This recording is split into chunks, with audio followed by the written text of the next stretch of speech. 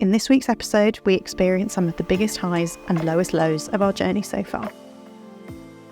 Our last videos showed some great sails where everything went right. But the sail in this week's episode was definitely not one of those times. We also have some of our best moments of the summer in this episode. Teaching our friends to sail, seeing dolphins feeding, climbing mountains, climbing rocks, and getting to see a very unique Highland Games. Everyone says the highs are higher and the lows are lower when sailing. But at our low points this week, we were wondering whether the cruising lifestyle was really all worth it. How are you feeling, Laura? As usual, anxious about what we're about to do, and that's why you're asking me how I'm feeling. Yeah. So we are leaving Loch Moidart today. We have been here for 4 days, and we are meeting some friends in Mallaig tomorrow, so we need to move up there. It's about 20 nautical miles, but the wind is coming from the north, which is exactly where we want to go. So we're expecting that it's going to be bumpy and rough and generally slow going. Yeah, so, might be a little bit uncomfortable. Yeah, we've had one other uncomfortable day when we were going into Campbelltown, but otherwise we've been very, very lucky with the weather, so I should be grateful for that. Yeah, we have been. That day coming into Campbelltown was like, what, nearly a month ago? 2 months ago? A month and a bit ago.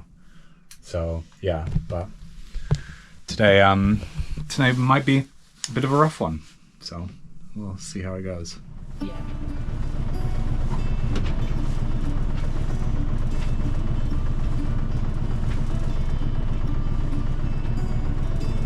Caught behind Venetian blinds, how to reach for the city lines. This ain't where I belong. Super moody. What I've become.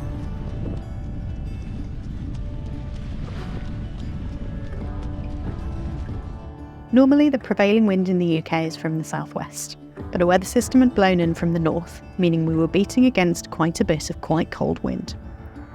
The anchorage that we were in would have been fine, so normally we'd have stayed put, but we were picking up friends in Mallaig the next day, so we had to head out. The storm made our day a lot more tense than it needed to be. There's something about grey weather that makes sailing feel more serious and intimidating, and we were worried that there might not be space for us in the marina when we arrived because of everyone else avoiding the weather. And if that wasn't enough, we also had the tide against us. We needed to leave Loch Moidart at high tide to make it over the sandbanks, but this meant we had the tide running against us for the entire trip up to Mallaig. We tried to sail for a bit, but we ended up going even slower than we were under engine, so we carried on bashing our way through the rough seas. We did get some dolphins to cheer us up though. Something's going on. I think they are feeding over there. Yeah. So long, farewell, bye-bye. Let's have a toast for those lost old lives. And my crooked little heart. I think they're playing. They might be flashing into the photos. Right now, I'm bleeding an easy kill. Gonna leave it all behind. I think it's time for me to go. Burn all bridges. All I know, I got lost along the way. Fell between the fold, pulling stitches.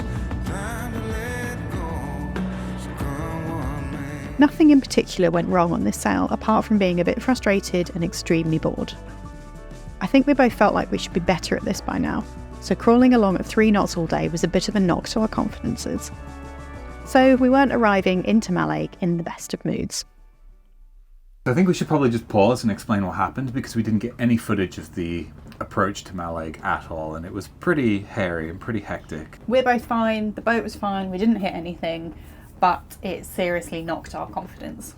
Mallaig Harbour has some mooring balls in a marina, and it became pretty obvious to us as we were approaching that we weren't going to be able to make it into the marina and that we would be on those mooring balls. The way that the marina is structured is that those mooring balls are really exposed to the north. I was at the helm, as I often am when we're kind of approaching more difficult marinas that are difficult to maneuver in. And so that meant that Laura was going to be the one picking up the mooring ball. I have managed to never pick up a mooring ball before. We've actually only picked up a mooring ball 3 times on Delfino, and Stu had always done that before coming in here. So it's very wavy, the weather's terrible, we're quite stressed. I'm doing something that I've never done before, and it was just a recipe for disaster. So unsurprisingly, I couldn't pick it up, we missed it, and we had to go around again. It took us about 3 or 4 attempts to actually get onto this mooring ball, which involved a massive argument between the 2 of us, having to go round multiple times. As sailors, we like to think that we're ready for anything and that we can handle the difficult situations when they come to us. And we probably can, but in that situation, we really struggled with like an averagely difficult day. I was then thinking, well, if we're finding this really difficult, how would we deal with actually difficult situations? It really goes to show you how even like moderately difficult things can seem overwhelming when you've had all day and you're tired and you've made bad decisions in the day already. But we managed, you know, it's a learning experience. Yeah, and we didn't get divorced. Until next time. As they often do, things seemed better in the morning. The weather system had blown through, boats had left the marina, and we were able to make it onto the pontoons. Our friends Jack and Katia arrived, and we got chatting to the boat next to us, who told us about Inverie and its Highland games happening this weekend.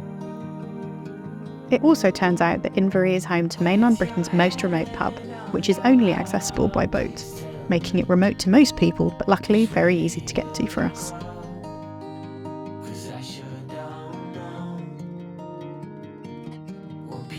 And finally, Inverie is home to a hike that our friends had been researching. So that evening, the boys hatched up a crazy plan to head up here. So we settled in for the evening, ready for a big day ahead. The next morning, we all set off together, but Katia and I didn't feel like climbing 800 metres straight up from the sea, so we decided to hike around the mountain and go for a swim instead. The boys set off to hike up Sgur Corrie Honyaken. Sgur Corrie Honyaken. I did my best, I'm sorry. I'll leave the link to the Walk Highlands page that covers the route below. I particularly enjoyed its description of the hike as a fairly short hill walk by Knoydart standards. The boys were out literally all day. Okay, so about halfway.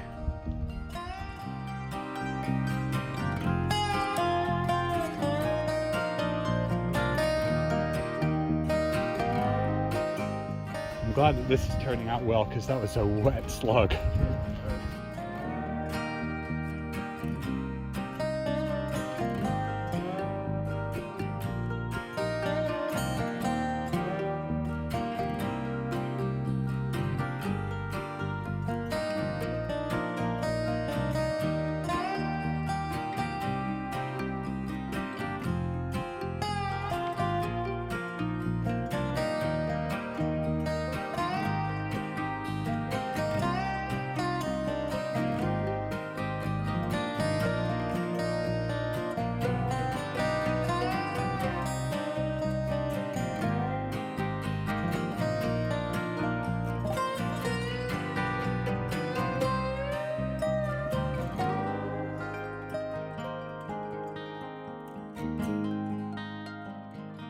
That it was steep, you know. Yeah. We've just been like bimbling around like it's a nice little grass ledge, and it's actually Kind of steep.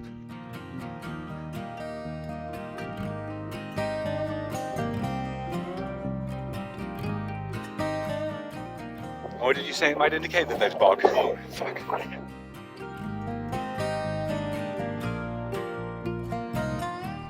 We were all having a great day, but things were about to take a turn for half the group.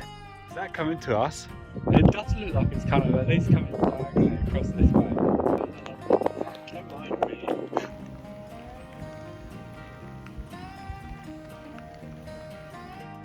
Road closed. Yeah, it's the horns that look intimidating. We eventually made it around the cows and to the Highland games. While they weren't what I was expecting, they were a lot of fun. There was beer from the local brewery, live music, and a really friendly community atmosphere.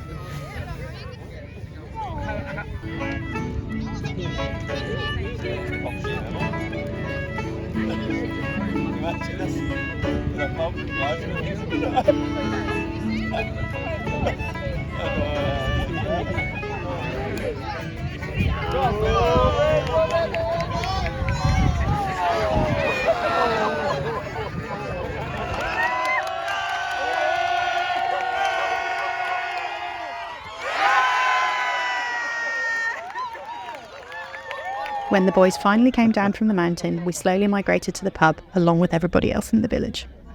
Although we'd all got a little bit soggy during the day, I couldn't believe what a turnaround we'd had since arriving into Mallaig. I'd gone from one of my lowest points to being in a place I didn't know existed, doing something totally unique and having an amazing time. I guess that's boat life for you. There was absolutely no wind as we left Inverie to head back to Mallaig. The water was glassy and calm, which made it super easy to spot this pod of dolphins feeding nearby, and they soon spotted us.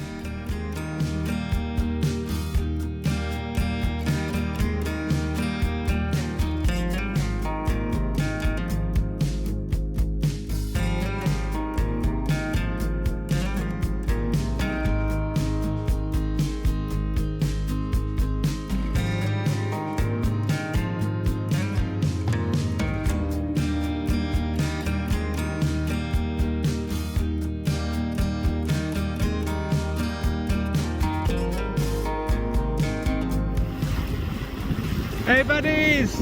Hey!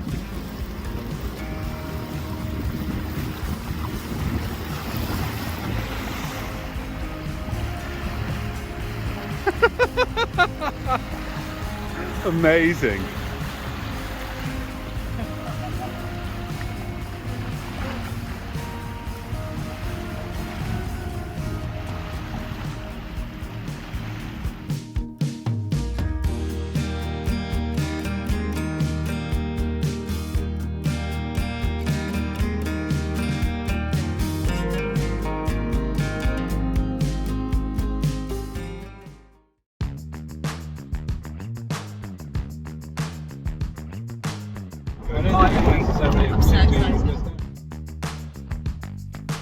This is Black Rock in Arisaig, climbing crag where we spent another unusually sunny day.